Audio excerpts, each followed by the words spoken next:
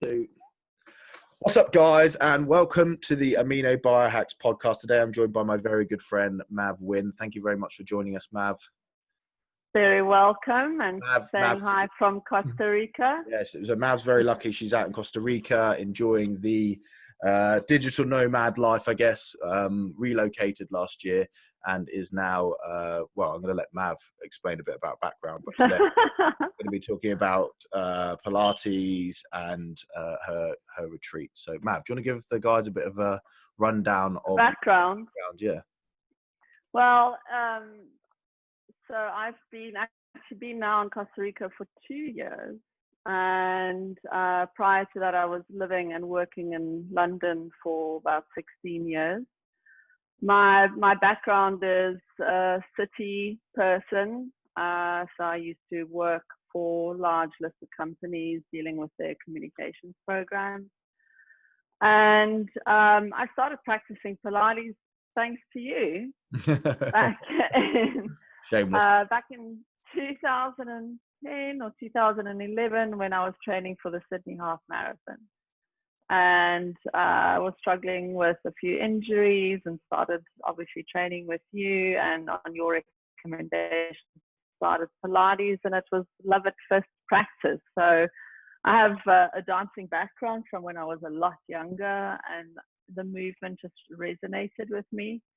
And I saw the benefits instantly. And something that was a practice, 3-4 times a week, has now turned into my profession. Wow, so that's a transition, right?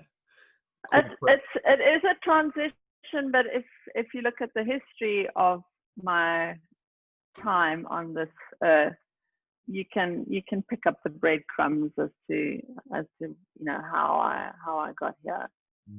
Would you say that there's you mentioned about your dancing background and Pilates? Would you say that there's a large crossover between the two? Like, what can you explain that a bit more?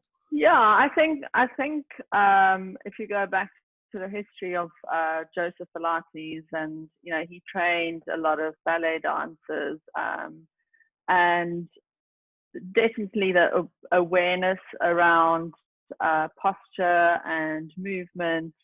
There is a clear link to ballet, in my opinion. And, dancers would often use Pilates in their off times or off seasons to continue to maintain their strength and mobility. So I certainly think my dancing background has helped my general awareness of posture and movement, and therefore the transition is not such a big leap for people, I think, with a dancing background. Amazing. I think we're gonna delve into that a little bit more in a minute, but maybe if we can talk about, so you're now coaching and you've made a full transition from corporate to your new line of work. So could you tell the guys a bit about where you're working and what the setup there is? Yeah, I mean, we are in a slightly unusual time right now. That said, we're back in our studio. So this is Flor Blanca Pilates studio, which is in Santa Teresa in Costa Rica on the Nicoya Peninsula. If anybody wants to find out where that is, there's basically a link just below in the comment section. Yeah, come and visit. I'm literally looking at the ocean, the waves breaking on the beach right now. So we're right on the beachfront. It's I guess by city standards, it's a small studio. So we can typically fit about 4 people at once for group classes. And so it's a mixture of small group classes and privates. And it's a fully stocked, fully equipped studio with all the basic apparatus that you would expect. So we've got a Cadillac, a chair, a reformer, ladder barrel, 3 springboards at the back, and various other props. So we've just with space for 4 people, so it's super bespoke, would you say? Yeah, I think that's one of the things I really love, and it suits my teaching style, is that I take the time to get to know my students, understand exactly what their requirements are. Being a beachfront town, we've got lots of broken bodies in town. So, surfing or running or walking or, maybe just general wear and tear. So that allows us to tailor any workout for the individual bodies in the class. And I I really love to be quite hands-on, and I can do that in a smaller group. So clearly at the moment we're not quite as hands-on, but generally speaking, that's how we like to work. So myself and one other teacher teach, and then we are extremely fortunate in that we have a qualified osteopath and physiotherapist who also works from the studio. And so we work together on a number of students.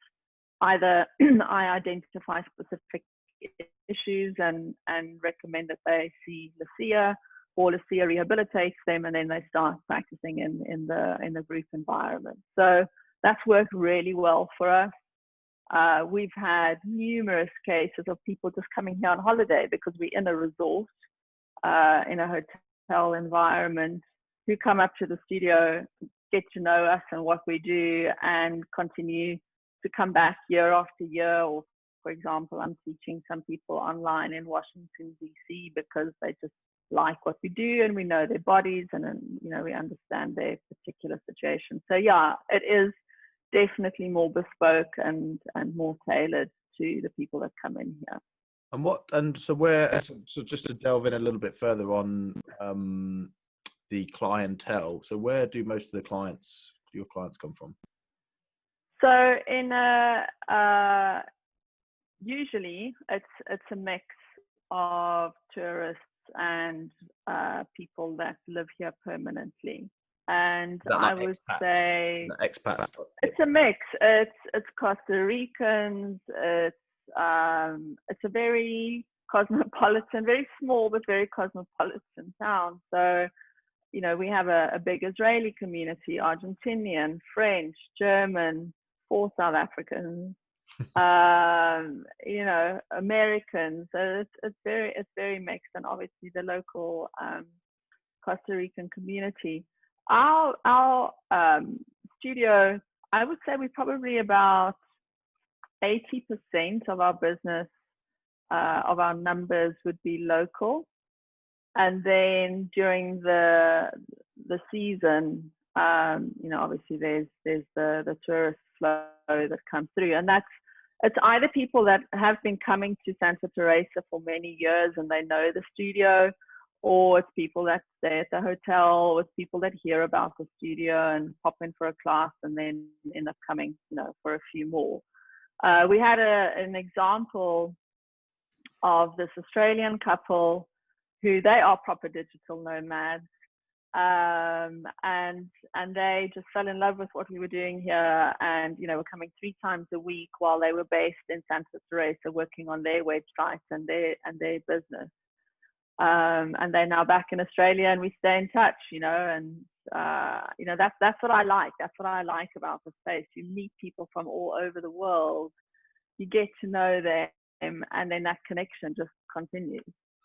So if anybody wants to train in paradise, you're the place to I would say so. I think we're very lucky in what we can offer. It's a beautiful space, and I think now more than ever, it makes a really big difference for people to come into a space where they know that the teachers or the therapists really care. I would always ask before every class, how are you feeling today? And by that, I don't just mean physically. We really listen to, oh my gosh, I have to look after my children all the time. I don't have any time for myself. This is the only hour I have. Okay, well, we're going to leave the world outside and just focus on your mind and your body in this hour. So more than ever, that's become really important. And I think the fact that we weren't able to access the studio for a while, it's just made all of us, teachers and students, reappreciate this incredible space that we have.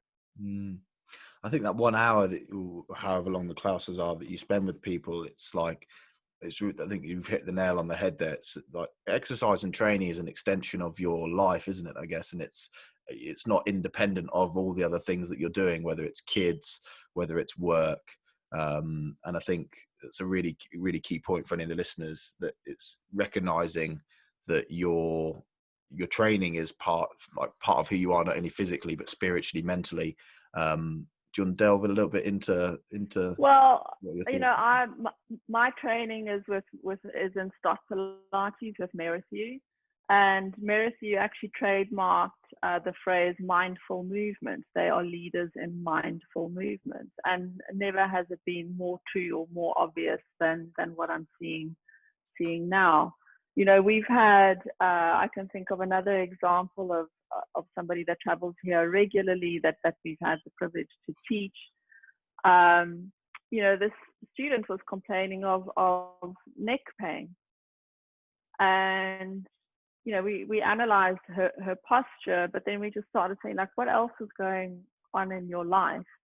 And you know, it was clear that whatever was going on was physically weighing on this person. So their shoulders were rounded, the head was forward, they were never looking up. You know, they were always looking down, because literally they felt like they had the weight of the world on their shoulders. 100%. And so we really focus obviously on extension work and, you know, all the things you would expect. But she took one thing away with her, and she says, today she can hear my voice where I would say, look at the horizon, look to the future, look at the horizon. So, you know, those are small things, but they end up being really important things, where when that person just feels like everything is weighing, there's a little Mav voice that goes, look at the horizon, and immediately, you know, neck pain is gone. Impactful. So I love that. But, you know, again, this is where Lucia and I were working together. You know, we would discuss the needs of a particular student, or, you know, this is what I see, what do you see? Okay, well, how do we help this person?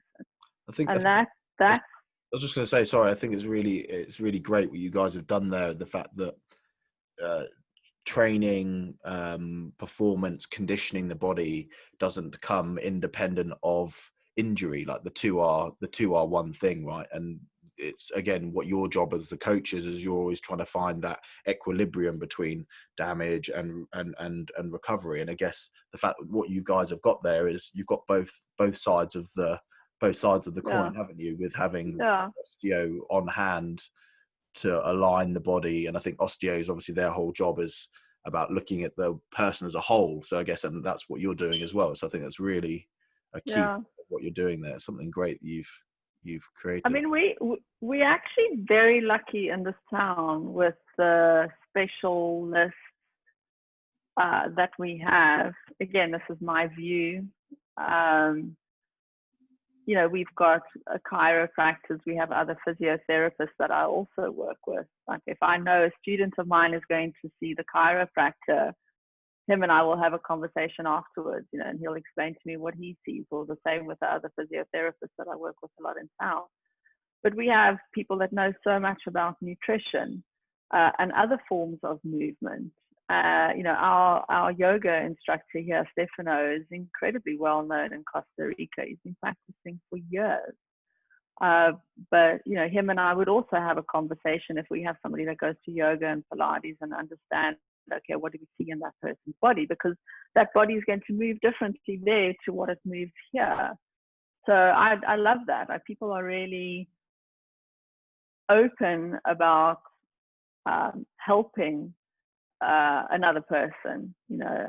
And I mean, obviously you have to be careful about sharing information and so on, but you know, our only goal is to help somebody feel better or get better. Why do you think there's been would you agree that there's a rise in the need or desire for people to want to come to places like what you're creating there? Like what is there in the Western world that's causing that, the need or growth or drive for people to come to these types of places? Like what's your view? What, to come to a studio, or to come to a retreat, like to leave London or to leave America and come down and to get rebalanced? Like what's driving that? Like, Well, if you see what I'm looking at now, you'll understand why. I mean, it is really beautiful, and we are in our own little bubble here. And I think people can really come here and just escape. I mean, you are surrounded by nature. You know, there are monkeys in the trees, birds everywhere, the sound of the ocean. It's a different pace.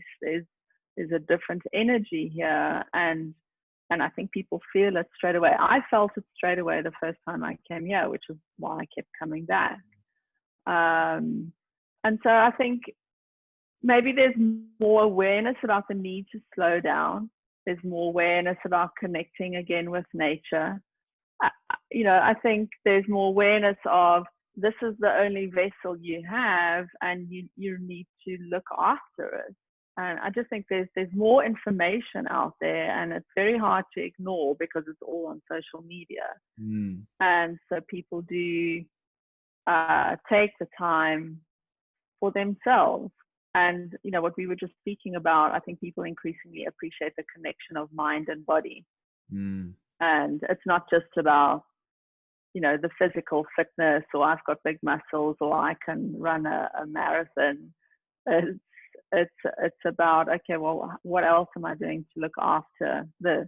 I think on the points you mentioned there, it's this idea of it's not all superficial. There is something deeper to training and exercise and conditioning the body than just the superficial parts that you see. I think that's a really, really great point.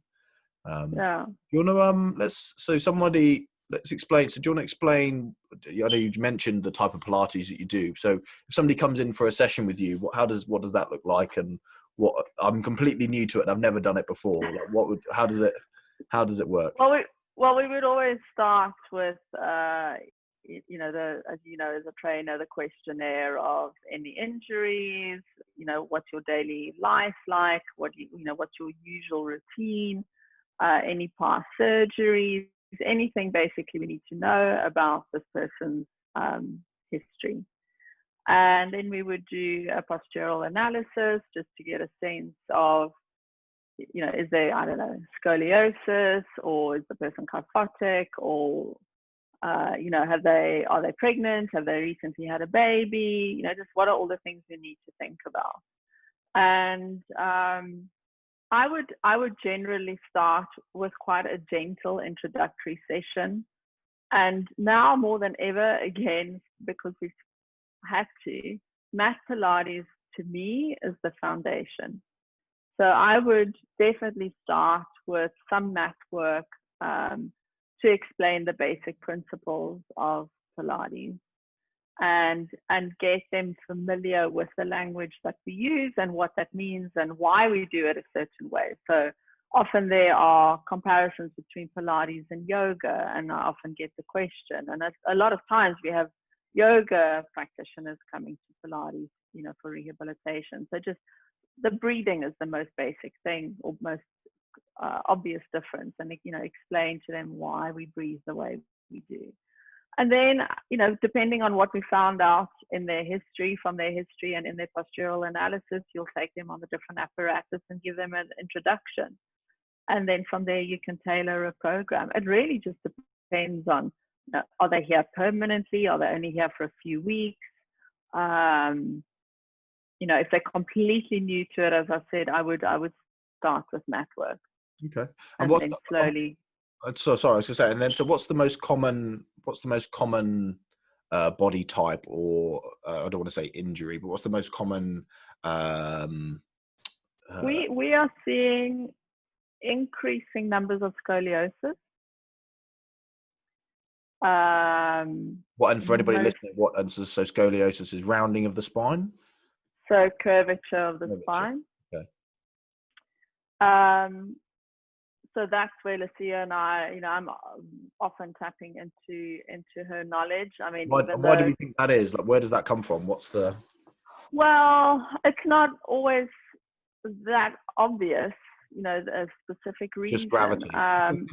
Well, it's, you know, you see it a lot in teenage girls. So I've worked with, I can think of one teenager in particular that I've worked with. Sometimes it's due to an illness.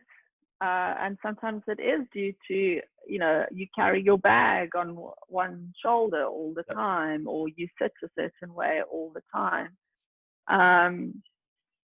Some people say it's linked to nutrition and diet. It's not always very clear what the cause of that is. I guess a lot of the causes they build up over time, right? This is one of the things, that nothing ever comes on overnight. Well, unless it's an acute injury. A lot of these asymmetry issues that we get within the body and tissues and skeletal architecture, I guess it's habits that have built up over years and years and years. It's not something which or it could have happened in the womb, and it just was never diagnosed or never definitely spotted. Yeah. I've had, I can't even begin to tell you how many instances where I tell somebody to do a roll down as part of the postural analysis, and you see it straight away, and people didn't even know that they were living with it, and they, in their 30s or 40s, but they had pain, but they couldn't understand where it was coming from. And so once you've diagnosed it, so then what's the process of, what would you do to? Well, I'm not allowed to diagnose. Okay. But if I see something in someone's posture that I'm not sure, I will ask. I'll say, this is what I've noticed. Has anybody else mentioned this to you before? And then we'll take the conversation from there. If it's pronounced, I would encourage them to see a physiotherapist or an osteopath to get more detail, more information, and for me to get a guide on how I work with that person. But I think it's something you tread very gently and carefully in that situation, just to understand how much the person knows about their body. But I would say scoliosis, definitely more numbers. A lot of kyphosis, because people sit at desks or they're on their devices, so we get the neck pain, because head's forward. So we work a lot on extension work.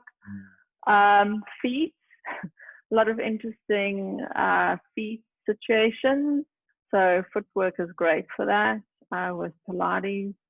But yeah, I would say those are probably the main things. There are lots of knee problems with surfing and general wear and tear.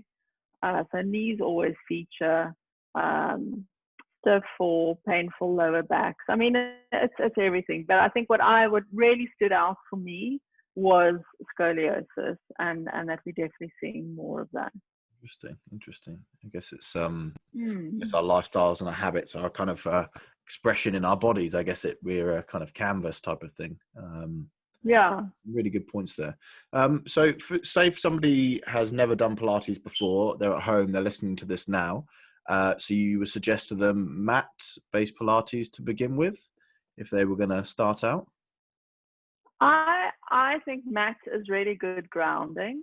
Mat, to me, is for many reasons a lot harder than working on a reformer or a Cadillac. And why? Because you really need to be aware of where your limbs are in space. So there's no cable or spring attached. So you really have to focus on your core. You really need to focus on alignment and form. So focus, you keep hearing me say this. So, exactly. So you really need to have that mind-body connection with mat work. And I think it's a great way to learn the basic principles. And then the apparatus is helpful for the teacher, where you're dealing with, maybe somebody that can't move easily on a mat or is going through rehab, or at the same time, somebody that's really advanced and wants more of a workout. You can use the resistance of the springs to make it a far more challenging workout. But your question was somebody that's new. I would say you start with mat. The other thing that I would say is think about it as you are interviewing for your business, and this is your business, okay? And you want your business to be strong and healthy and grow and get better and, you know, generally up. Win.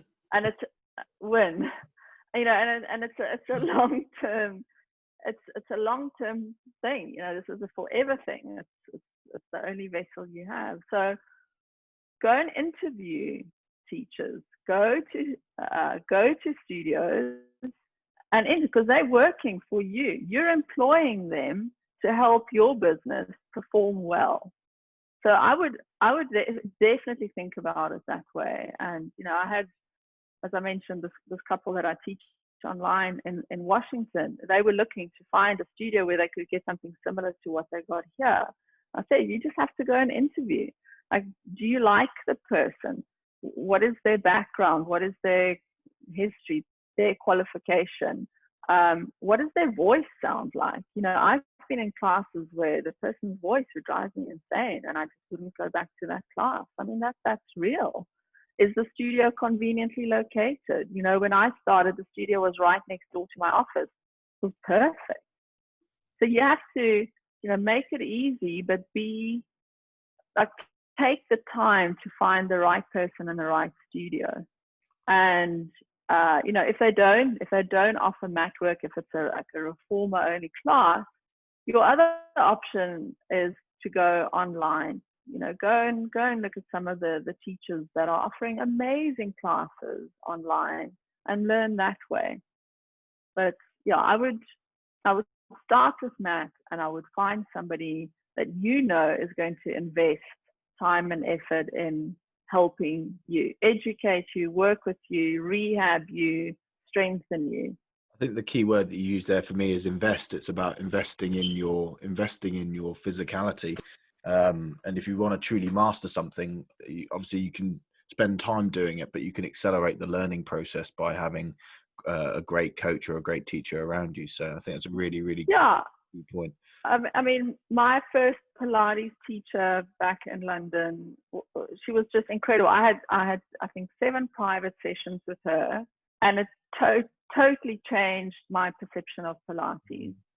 I remember when you recommended it, I was like, nah, I don't want to do bendy, stretchy stuff. I just want to be strong. Yeah, and honestly, I've never looked back, because I had a great teacher who took the time. And I think with everything, you want to work with people that make you want to do better, you know, make you eager to practice harder. And I mean, I know I'm talking to you, but for those of you that are watching this, Simon has been a great inspiration to me. And I learned from you. I learned so much from you about how the body works. And, you know, till today, I will hit you up and say, listen, I've got this particular situation in my studio. What do you recommend? So always find people that you feel you will learn from. I think there's a really interesting point you made there about this idea you didn't want, when your preconceived expectations of the training, you didn't want to do any bendy stuff about, and I think it's one of the things that I've learned kind of through my journey. There'll be a lot of people actually out there that will be listening to this that might think the same thing. And I think you have to recognize that there are different types of strength. Like, everyone likes all the fancy training methods and trap bar deadlifts and jumping and sprinting. But the real core foundation of everything that you do comes from that center line, comes from the spine, it comes from the trunk. And I think what you guys are doing, and the message that you're spreading with your skill and your craft, is super important for any young athletes out there, for anybody who's tried to solve a problem that they've had with an injury in the same state in which it was created. You have to sometimes go back to the root, like you said, the root or the trunk or the core of the problem. Get to the core of the problem, literally physically, to your growth and development. I mean, there's been very many sports stars, men in particular, that have popped up, you know, over time, to say that they use it as a complementary training. It's highly complementary to anything, to running, surfing, cycling, weight training, whatever you can think of. It's highly complementary. And also, I I mean, I'm 47 years old, and I can see that I'm going to continue to practice this, you know, forever. So it really is a form of movement that you can continue for the rest of your life. You told me you were 32. That's what's in my head. So we've talked about the beginners. What about someone who is have you met any masters, like true master? I've had some very, very experienced teachers come to our studio. What do they look like, and what kind of stuff are they teaching another teacher? What are they? But what does their training look like? How does it evolve? Like, say you started on mat and you've worked your way through. Like, what does the pinnacle of the? I think the thing with Pilates is there is no pinnacle. Like, you never stop learning. Just when you master something, there's another modification or another angle or another prop that you throw into the mix, and it can always, there's always another challenge. You know, or sometimes by performing the exercise at a slower pace makes it harder, or you can accelerate, make it more cardio, makes it harder or more challenging. So, you know, the most experienced practitioners, there will always be something more, something else, or something new. We keep learning about the body, you know, like the fascia and how that all works. I mean, it's been around forever, but increasingly, I mean, it's not news to you, but you know, in the Pilates world, certainly over the last few years, that's impacted our way of teaching and how we think about movement. So, for example, Pilates is very disciplined. You know, the movement is precise. What the fascia has taught us is that actually, and this is where dancing is so important, is that you need to let the body also just move. You know, yes, do your mat series, do it precisely and perfectly, but you also just need to let the body move in different ways. And so we've incorporated that into our classes. Really good point about this idea of strength through range. And not everything in the world is binary and mechanical. It's that idea, like you said, about fluidity and having strength through range. So it's a really great point for anyone listening that, yeah, you need to, like exactly like Mav says, that there's this mechanical element to it, which is important when you're doing the detail and the fine tuning. But in the real world, in real practice, we flow, we move, and that's a super really important point for anyone listening. To not get too pigeonholed into being too binary like a robot, that this is idea. You want to be able to apply that strength, everything you learn on the mat or on the reformer, you want to apply to life, right? Yeah, and mix it in, you know. So I did a personal training course before I started my training, formal training in Pilates. I incorporate a lot of that into my classes.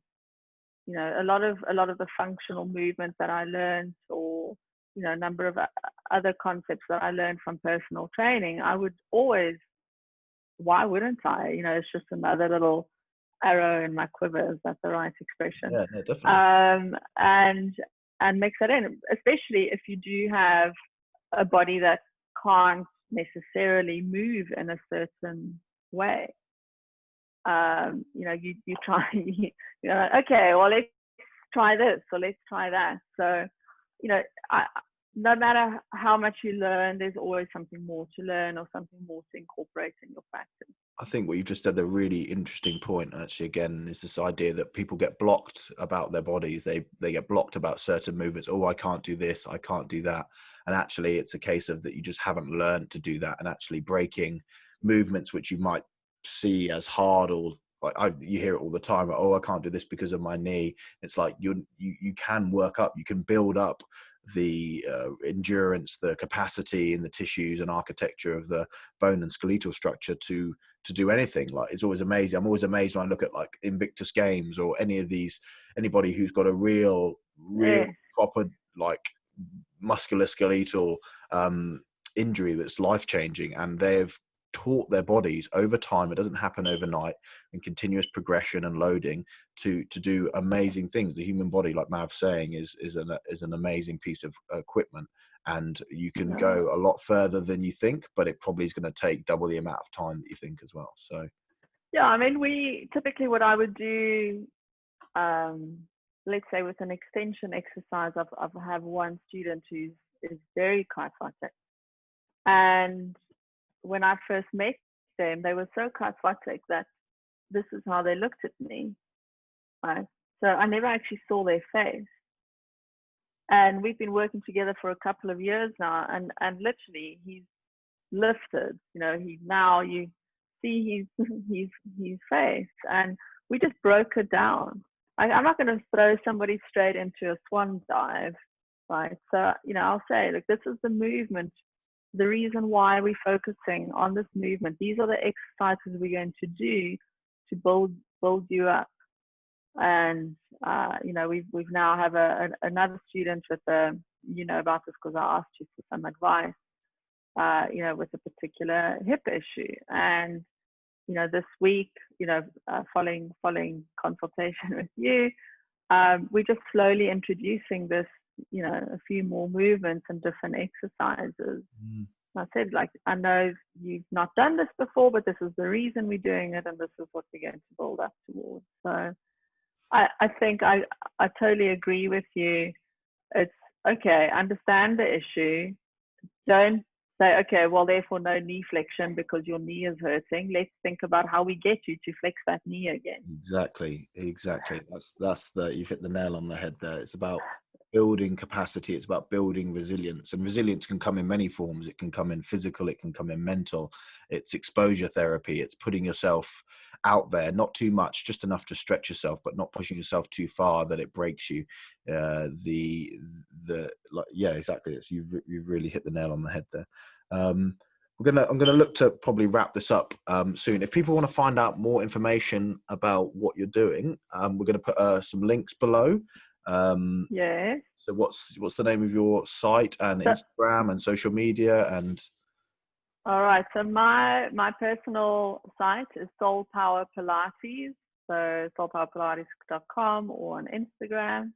Link below. If you want to see this beautiful space, at the moment you can just see the springboards behind me, but if you want to see the studio, Floor Blanca Pilates, so that we're on Instagram and Facebook, and obviously the website. And you can email me, or if you go onto the Facebook page, you can WhatsApp me. But yeah, Soul Power Pilates, and either way, you'll either get to me or you get to the studio. What does the next few years hold for you? What's the future? Good question. Because when we get you back on next time, I'm going to hold you accountable to. Definitely to learn more.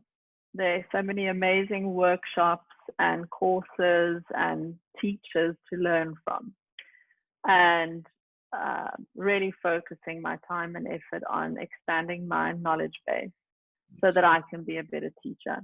So that's definitely number one.